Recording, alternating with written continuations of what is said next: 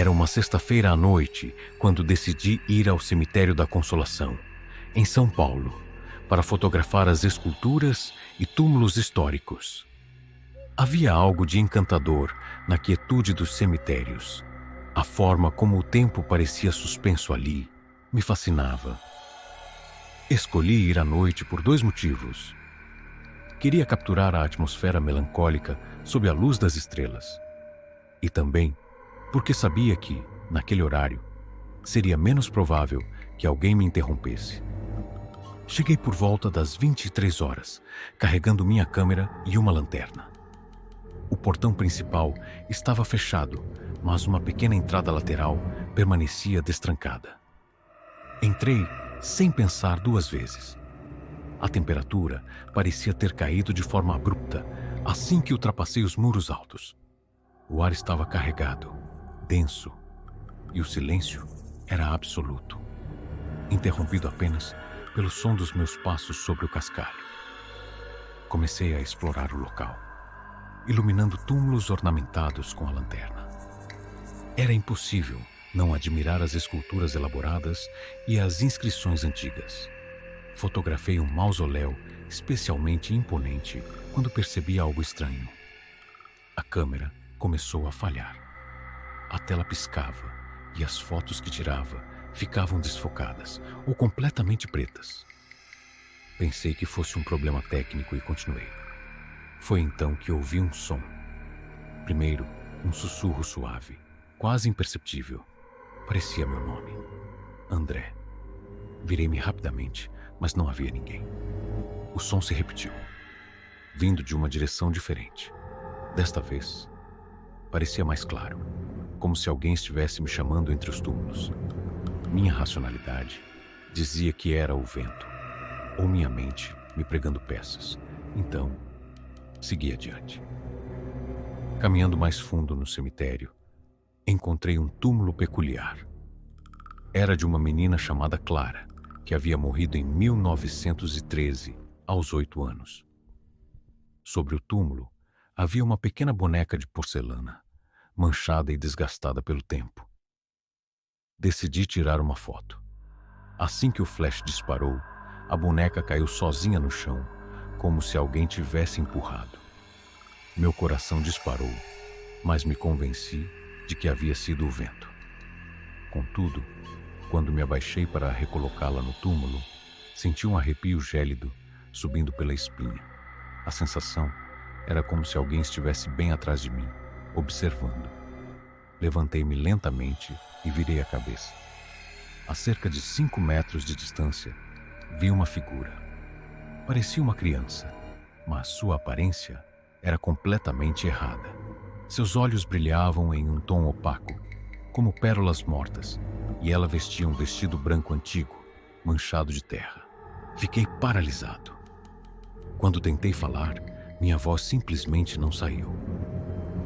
Ela não se moveu, mas de alguma forma, senti que queria que eu a seguisse. Sem entender por quê, comecei a caminhar atrás dela, como se estivesse hipnotizado. Ela me levou a um mausoléu antigo, cuja entrada estava parcialmente coberta por eras. Ao chegar lá, senti um cheiro pútrido e forte, como carne podre. A menina apontou para a porta e desapareceu. Tentei abrir a porta, mas estava trancada. Enquanto eu mexia na maçaneta, ouvi barulhos vindos de dentro, passos arrastados e uma respiração pesada. Meu instinto me dizia para correr, mas uma curiosidade mórbida me manteve ali. Então, o som de algo arranhando a madeira ecoou, seguido por uma pancada tão forte que fez a porta tremer. Assustado, dei alguns passos para trás, mas antes que pudesse me afastar completamente, a porta se abriu sozinha, revelando uma escuridão absoluta. O cheiro podre se intensificou e uma sombra começou a se formar no interior. De dentro do mausoléu, surgiu uma figura alta e desproporcional, encurvada, como se estivesse carregando um peso invisível. Não tinha rosto, apenas uma escuridão densa, onde seus traços deveriam estar. A temperatura caiu ainda mais, e meu corpo inteiro tremia. A figura começou a se mover na minha direção, lenta, mas com uma presença que parecia esmagadora. Senti como se o ar ao meu redor estivesse sendo sugado. Tentei correr, mas meus pés pareciam presos ao chão. Tudo o que consegui fazer foi murmurar uma prece, esperando que aquilo me ajudasse. De repente, um grito agudo ecoou pelo cemitério e a figura parou. Era a voz da menina, mas desta vez parecia cheia de dor e desespero. A figura se dissolveu no ar, como uma névoa negra sendo levada pelo vento. Pires, consegui finalmente me mover. Corri o mais rápido que pude, tropeçando nos túmulos e quase perdendo minha lanterna. Quando alcancei a saída lateral, olhei para trás e vi a menina novamente, parada ao lado do mausoléu. Desta vez, ela sorria.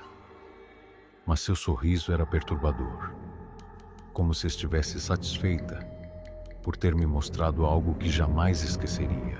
Depois da experiência, quando cheguei em casa, notei que todas as fotos que tirei estavam apagadas, como se nunca tivessem sido registradas. Minha câmera funcionava perfeitamente, mas o cartão de memória estava vazio. Desde aquela noite, coisas estranhas começaram a acontecer comigo. Sons de passos ecoam em minha casa à noite. Portas se fecham sozinhas. E às vezes, sinto aquele mesmo cheiro pútrido, mesmo sem motivo aparente. Hoje, evito cemitérios e prefiro não falar sobre o que aconteceu, mas sei que algo naquele lugar me marcou. Não sei o que realmente era aquela figura ou o que a menina queria me mostrar, mas algo me diz que há segredos no cemitério da Consolação que deveriam permanecer enterrados. Há cerca de 10 anos, quando eu ainda morava na zona leste de São Paulo. Eu tinha 22 anos na época e trabalhava como vigia noturno em um galpão próximo ao cemitério de Vila Formosa, o maior cemitério da América Latina. Por conta do meu trabalho, eu costumava passar em frente ao cemitério quase todas as noites, mas nunca imaginei que aquele lugar pudesse esconder algo tão perturbador. Antes de tudo, deixe-me contextualizar. O cemitério de Vila Formosa sempre teve fama de ser assombrado. Os moradores da região contavam histórias de vultos, gritos durante a madrugada e, especialmente, de uma figura conhecida como a Mulher do Véu.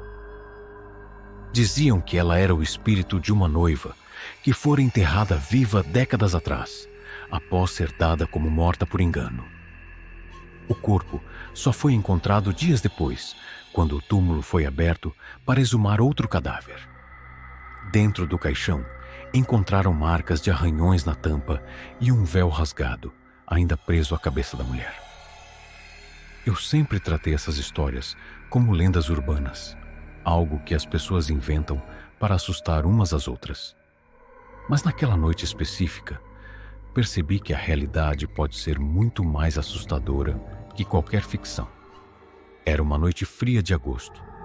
Eu havia terminado meu turno às 2 horas da manhã e, como sempre, estava voltando para casa a pé. Meu caminho passava pelo portão principal do cemitério. Geralmente, eu cruzava essa parte do trajeto rapidamente, tentando não pensar muito no ambiente ao redor. Mas, naquela noite, algo parecia diferente. Enquanto caminhava pela calçada deserta, senti um silêncio incomum. Não havia o som dos grilos, nem do vento balançando as árvores. Era como se o mundo tivesse parado. Foi então que ouvi o primeiro som. Passos leves, quase imperceptíveis, vindo de dentro do cemitério. Olhei automaticamente para os portões de ferro, mas tudo que vi foi escuridão. A iluminação pública parecia ter apagado exatamente naquele trecho, deixando o local envolto em sombras. Pensei que fosse algum animal, ou talvez um mendigo se escondendo entre os túmulos. Então apressei o passo. Quando estava quase chegando ao final da calçada, ouvi uma voz. Era baixa, quase um sussurro, mas clara o suficiente para me fazer congelar no lugar. Ela dizia meu nome. João. João. Virei-me, com o coração acelerado, mas não havia ninguém atrás de mim. Foi então que algo no cemitério chamou minha atenção. Uma figura feminina, vestida de branco, estava parada entre os túmulos. Seu rosto estava coberto por um véu, e sua postura era rígida, quase antinatural. Ela não se movia, apenas me observava. Pensei em correr, mas algo na forma como ela estava parada me hipnotizou. A mulher começou a se aproximar, deslizando pelo chão, como se não tivesse pernas. Cada passo dela era acompanhado por um som abafado, como de tecido sendo arrastado. Quando chegou perto do portão, eu finalmente consegui me mover. Corri o mais rápido que pude, mas sentia que ela me seguia. Não ouvia mais passos, mas sabia que ela estava lá. Cheguei em casa trêmulo, sem conseguir explicar o que havia acontecido. Tentei dormir, mas fui atormentado por pesadelos. No sonho, estava novamente em frente ao cemitério, mas desta vez, a mulher do véu segurava minha mão e me levava para dentro. Tudo ao redor parecia em ruínas, como se o lugar estivesse abandonado há séculos. Quando acordei, ainda sentia o cheiro de terra molhada e flores mortas. Nos dias seguintes, comecei a notar coisas estranhas. Um cheiro forte de flores em decomposição invadia meu quarto à noite. Meus pertences mudavam de lugar, e várias vezes eu acordava com arranhões nos braços, como se algo estivesse me segurando enquanto dormia. Foi então que decidi procurar respostas. Fui até uma senhora conhecida no bairro, Dona Margarida, que sempre falava das coisas do além. Quando contei o que aconteceu, ela ficou visivelmente assustada e me aconselhou a nunca mais passar por perto do cemitério. Disse que a mulher do véu não aparece por acaso. Ela escolhe pessoas que, de alguma forma, estão ligadas à sua história. Confesso que fiquei mais assustado ainda, mas ao mesmo tempo intrigado. Resolvi investigar por conta própria. Fui até os arquivos do cemitério, alegando que estava pesquisando para um projeto, e descobri algo perturbador. Meu sobrenome aparecia em um registro antigo, relacionado à mesma época da história da noiva enterrada viva. Tomado por um misto de medo e curiosidade, decidi retornar ao cemitério, desta vez durante o dia. Visitei o túmulo da noiva e encontrei o que parecia ser uma pequena abertura na lápide. Não sei porquê, mas senti a necessidade de tocar aquela pedra fria. Assim que fiz isso, ouvi um som que parecia vir de dentro. Um choro abafado, seguido por 3 batidas secas, como alguém pedindo para sair. Desde então, nunca mais fui o mesmo. Voltei para casa naquele dia, mas a sensação de ser observado nunca me abandonou. Às vezes, vejo o reflexo da mulher do véu em espelhos ou janelas, sempre me observando à distância. E à noite, os sussurros continuam. Dizem que há coisas que devem ser deixadas em paz, e agora sei que isso é verdade. Se você estiver lendo este relato, meu conselho é simples: jamais ignore os avisos.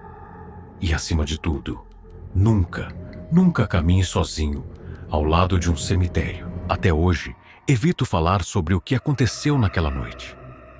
O que vou relatar não é algo que conto com facilidade, mas preciso tirar isso de dentro de mim, mesmo que ninguém acredite.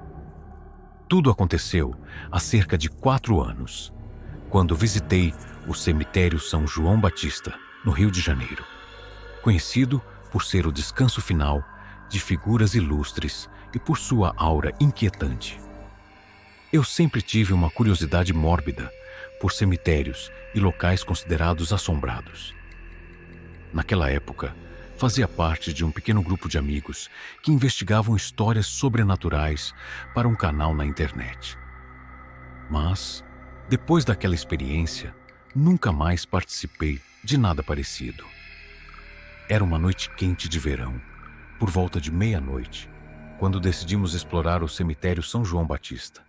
Eu, Lucas e Ana, minha melhor amiga, pulamos o muro lateral, que ficava em um canto mais escondido. Carregávamos lanternas, câmeras e gravadores de som. A ideia era tentar capturar algo inexplicável. Desde o início, o ambiente parecia pesado. O ar era abafado e o silêncio era tão profundo que parecia pressionar os ouvidos. Conforme caminhávamos entre os túmulos, senti uma sensação estranha, como se estivéssemos sendo observados. Lucas, sempre o mais corajoso do grupo, brincava para aliviar a tensão, mas Ana e eu estávamos visivelmente desconfortáveis. Logo, chegamos a um setor mais antigo do cemitério, onde os túmulos estavam cobertos de musgo, muitos deles em ruínas. Foi ali que tudo começou. Enquanto filmávamos, o gravador começou a captar sons que não conseguíamos ouvir a olho nu. Eram sussurros baixos, incompreensíveis, como se dezenas de vozes falassem ao mesmo tempo. Deve ser o vento, Lucas disse. Mas naquela área não havia vento, e as árvores estavam imóveis. Ana apontou sua lanterna para um mausoléu à nossa direita. Era imponente, mas claramente abandonado. A porta estava entreaberta, rangendo levemente, embora o ar estivesse completamente parado. Lucas, é claro, insistiu em entrar, mas algo dentro de mim gritava para não seguirmos em frente. Contra minha vontade, fui com eles. O interior do mausoléu era sufocante. O cheiro de umidade e decadência era quase insuportável. Mas o que mais me incomodava era a sensação de estar invadindo algo sagrado.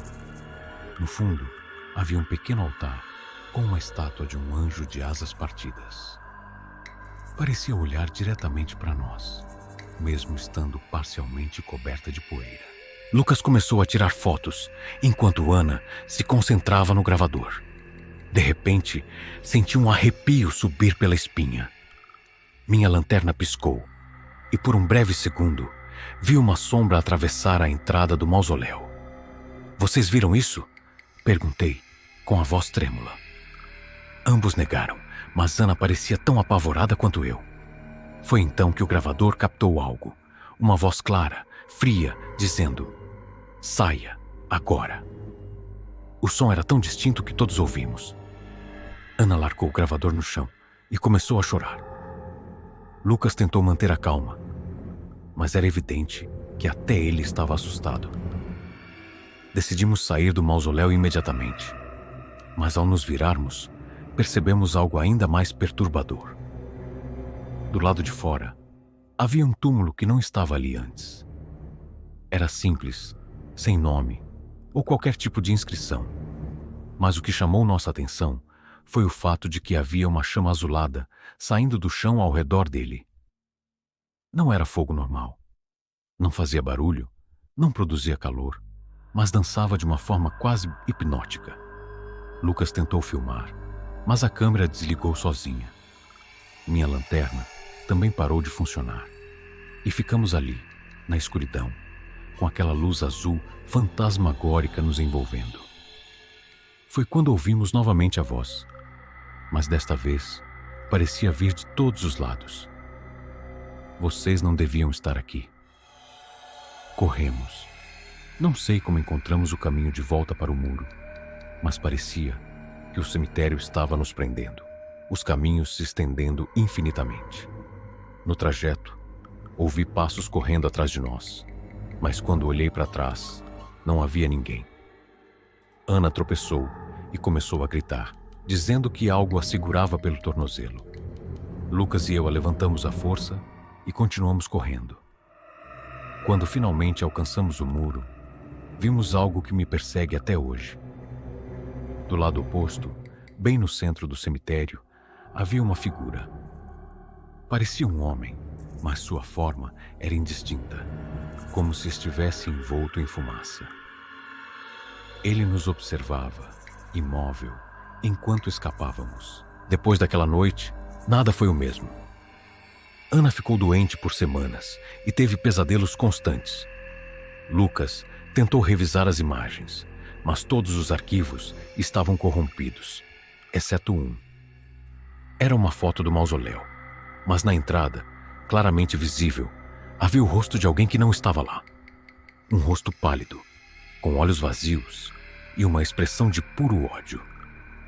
Quanto a mim, às vezes acordo no meio da noite com a sensação de estar sendo observada. Já mudei de casa, de cidade, mas a sensação persiste. Às vezes ouço sussurros ou sinto um cheiro de flores murchas, sem motivo aparente. Nunca mais voltei ao cemitério São João Batista e jamais voltarei. Algumas histórias deveriam permanecer enterradas, assim como os segredos que aquele lugar guarda. Não esqueça de deixar seu like e se inscreva no canal. Ative o sininho para receber as notificações dos novos vídeos. Obrigado.